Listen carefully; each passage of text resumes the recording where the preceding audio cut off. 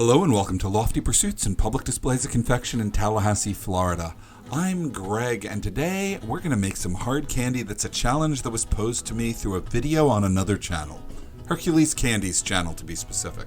And when I heard what I was challenged to do, I became tongue-tied. Oh, we got some dark spots in there, huh?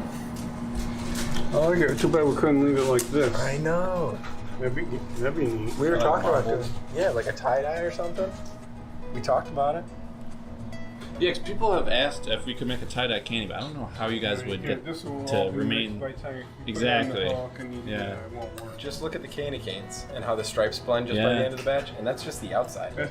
The only way I could maybe see doing that is like if you have someone like Greg from Lofty Pursuits, like he decides ahead of time like the shape of like how he's gonna put it together and stuff. Yeah. I can potentially see him doing that before us because he knows what to do. You would have to like cut them in the shape of the tie-dye. Yeah, so it would have to be like long, weird. Yeah, kind of swirly. Yeah. And then you would have to stack it all in that cylinder and then pull it out. I'm sure if anyone could figure it out, it'd probably be Greg. Oh, yeah. Yeah. Everyone, go over to Greg's channel and tell him to make it. Yeah, tie-dye candy. Next big project. So then a bunch of you came over to my channel and asked if I could make it. So I texted Terry and went, what in the world are these messages about? And she pointed me to the video. And I don't know if you know, the folks over at Hercules Candies and us here at Lofty Pursuits are friends. I actually did a video with them, our video number 81, when I went up to visit them. Then I realized what they wanted, and I realized, hey, I can do this. A 2-color tie-dye's no trouble. So I asked Terry, can you send me a picture of what your tie-dyes look like? I know she always wears a tie-dyed apron. And she sent me this, a 6-color tie-dye pattern. The gauntlet had been thrown down, the challenge accepted, and then the nerves kicked in. You see, these guys are my peers, and I want to impress them. It actually left me a bit terrified. So good, I'm going to make it. No problem. So I asked Terry what flavor I should make it, and she knows I've been working on trying to capture the essence of mixed drinks, specifically tiki drinks, in candy. Haven't quite gotten there yet. That'll be another video. So I asked her what she wanted, and she said she likes a Fuzzy Navel. Now, for those of you who don't know, a Fuzzy Navel is a drink made out of peach schnapps and orange juice. Great, I got to invent a flavor too. And this required research. Oh, such enjoyable research. And I put the flavor together, and I think I hit it dead on. You're going to have to ask Terry if I got it close enough. The peach flavor comes in after the orange flavor, and you get the little hint of that it's a mixed drink type flavor, and it's quite good. I already added the flavor in this video to the pot before we poured the candy. And now I gotta build the color profile, and I need 6 colors. But that's a little difficult to do on my table, so I'm gonna do 3 colors and make 6 colors out of it. If you can look carefully, you can see the steam rise from the food coloring. You see, the food coloring has some water in it, and we need to get that out, and the hot sugar does the work for us by boiling all that water out of the candy and turning it into steam. This white powder I'm adding is citric acid. You see, both peaches and oranges have the citric acid in it. If I left it out, the candy wouldn't taste right. I'm replacing what's not in the food coloring, and I have to replace it late in the process. If I don't, it'll burn. I have to let the candy get down to a certain temperature. Then I have to cut the candy into its component colors. I got 4 here. I have pink, blue, yellow, and clear. I'm going to end up with 6 in a moment, but right now I have to deal with the fact that the candy's been cooling unevenly. The candy where it touched the metal is very, very cool, but the middle is extremely hot, so I've got to cut them apart and let them drip.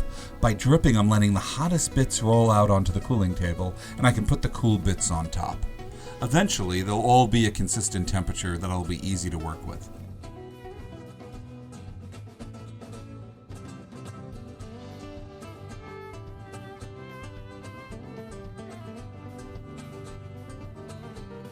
If you want to try this candy or any of our other candies, please just go to www.pd.net. You can order it online, or if you make it to Tallahassee, you can come by our shop in person. We're right off the Thomasville Road exit of I-10.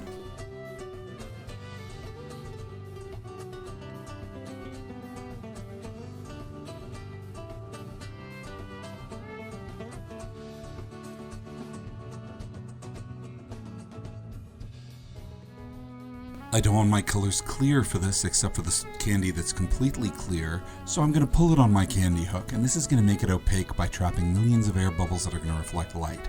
but I'm going to do this for all 3 colors, and people have asked me in the past, what happens if you pull a color? Well, it becomes a lighter color of the color, or lighter version, but more opaque. In this case, it's going to shift a bit to pastels. I know the color is more saturated in the actual t-shirt of Terry's, but I'm going to have to do an impression of this, and I think an opaque color is going to look better than a transparent because light won't go through it, and the colors will stay crisp and not muddy. So at the moment I only have 3 colors in the clear, and I need 3 more colors. These will be purple, orange, and green. Fortunately, I'm working with colors that are roughly primary colors, so I can blend them to get those colors. It is such a small amount, I'm afraid if I do it on the hook, they would cool too fast, so I'm going to do it in the air and on the table here in front of me. Of course, the fun of this is I'm going to be trying to make a design that was originally designed to be produced using an entirely different process. Tie-dyed, or originally tied and dyed, was a technique that was used by tying rope, string, or rubber bands around a fabric before you dye it. The rubber bands held it so tightly that it didn't allow ink to permeate the fabric at that point. So it was a resist, but most ink resists are like a paint or an oil. This is a physical barrier ink resist. Terry's tie-dye is essentially a spiral, and I'm going to do this by making tapered wedges of candy I'm going to combine. I'm going to start with the blue, and then I'm going to add a layer of green on top, and I'm going to try to do some distressing between the layers. I'm not sure if this is going to come out in the final product.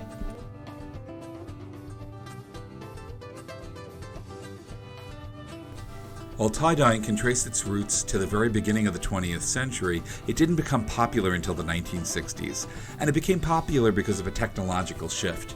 Good fabric dyes were finally available in bright colors in the supermarket, under the brand Rit Dye.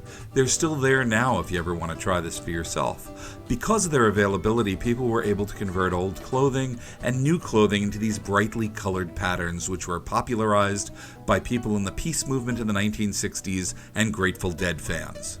All of the early t-shirts were handmade, but as time went on, companies were formed. My next-door neighbor growing up actually made tie-dyed t-shirts, and she did this by using rubber bands, and she'd sit out in the summer days on her lawn chair tying white t-shirts together with rubber bands tightly in complex patterns. I didn't understand it at the time, but it looked pretty cool. And nowadays there are machines that automate the entire tie-dyed process. Since we need to ship this candy to you, our viewers, we've got to make it last, so I'm making a very thin, clear outer wrap. If I do it right, you'll never even notice it's there. But because the candy is so porous, it's very, very weak. It sort of can connect the dots through all those air bubbles, and I want to give a hard layer to make sure this candy is as durable as possible for shipping, and it's not going to affect the flavor.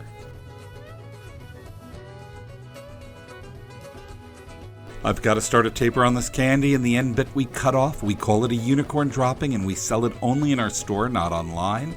So if you ever come by, you might be able to get one, and never have I seen a unicorn dropping live up to its name so well.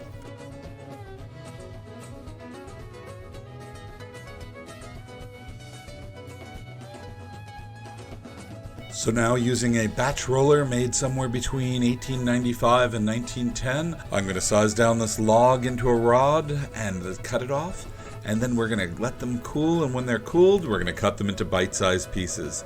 This batch should make about 4,000 bite-sized pieces, and they're all going to go online.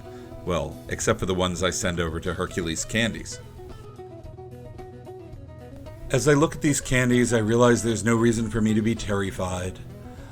But they're not really tie-dyed either, as they're candies and not folded fabric. So perhaps these should be called Terry-dyed. So if you want to try some of this Terry-dyed candy for yourself, listen on to the end of the video and we'll tell you how to get some.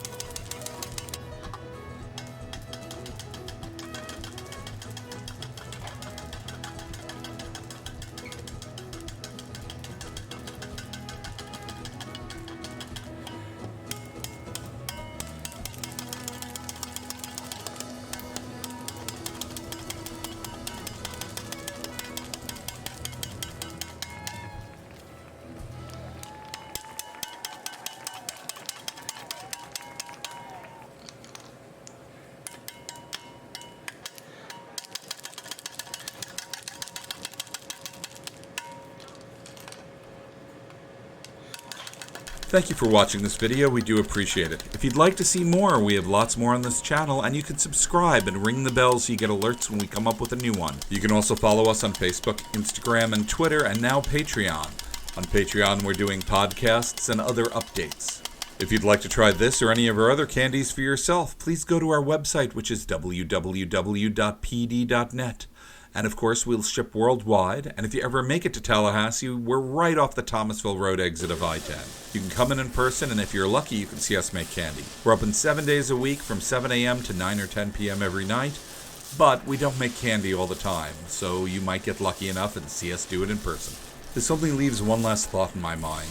I'm really glad that Terry didn't want me to make daiquiri-flavored candy, because then the candy would be called Terry Dactyls. And you wouldn't want me to make a pun like that, would you?